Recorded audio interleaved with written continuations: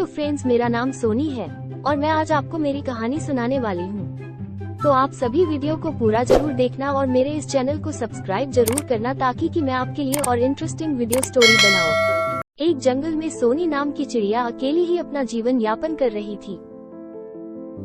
एक दिन सोनी चिड़िया अपने भोजन के दाने पाने के लिए जंगल में उड़कर जा रही थी। जंगल में यहाँ वहाँ देखने के बाद भी उसे भोजन नहीं मिलता, लेकिन तभी उसके सामने से एक युवा मेल चिड़िया उड़ता आता हुआ दिखता है।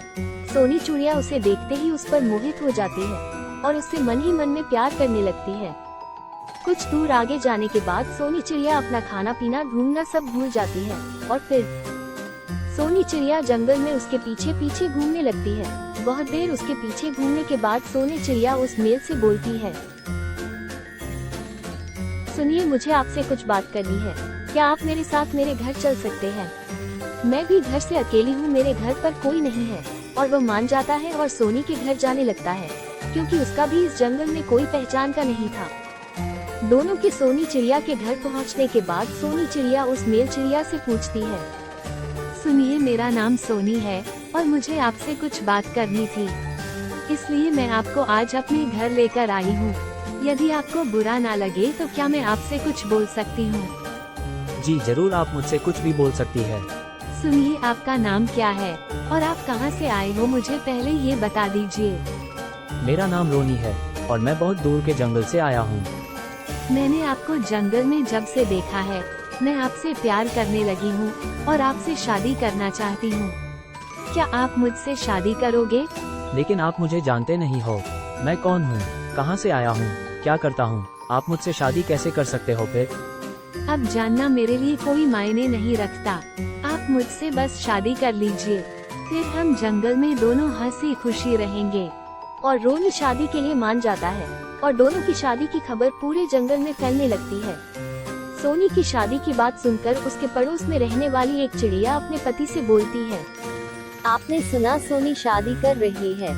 जंगल में तो ये बात पूरी फैल गई। फिर सोनी और रोनी दोनों शादी कर लेते हैं और खुशी खुशी रहने लगते हैं। शादी के कुछ दिन बाद सोनी चिड़िया अपने घोंसले में 3 अंडे देती है और बहुत खुश हो जाती है।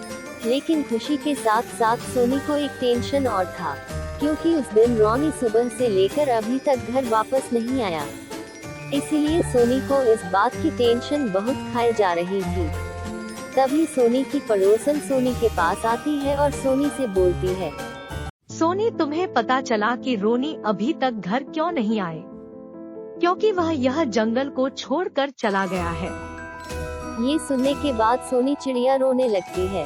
कुछ देर रोने के बाद सोनी रोना बंद कर देती है और बोलती है, मैं हार नहीं मानूंगी, वह नहीं है तो क्या हुआ, मैं अपने इन बच्चों को खुद बड़ा करूंगी और अच्छे से लालन पोषण करूंगी। समय बीत जाता है और उन तीनों अंडों में से सिर्फ 2 बच्चों का ही जन्म हो पाता है। लेकिन सोनी उन दोनों बच्चों का बहुत अच्छे से ध्यान रखती है और उनके लिए नए नए पकवान बनाती है। सोनी के बच्चों को बहुत तेज भूख लगी थी तो सोनी अपने बच्चों के लिए समोसे बनाती है और उन्हें प्यार से खिलाने लगती है। और सोनी जंगल के सभी लोगों के लिए एक सबक बनती है कि एक अकेली माँ अपने बच्चों को पाल सकती है। और यह कहानी यही खत्म होती है।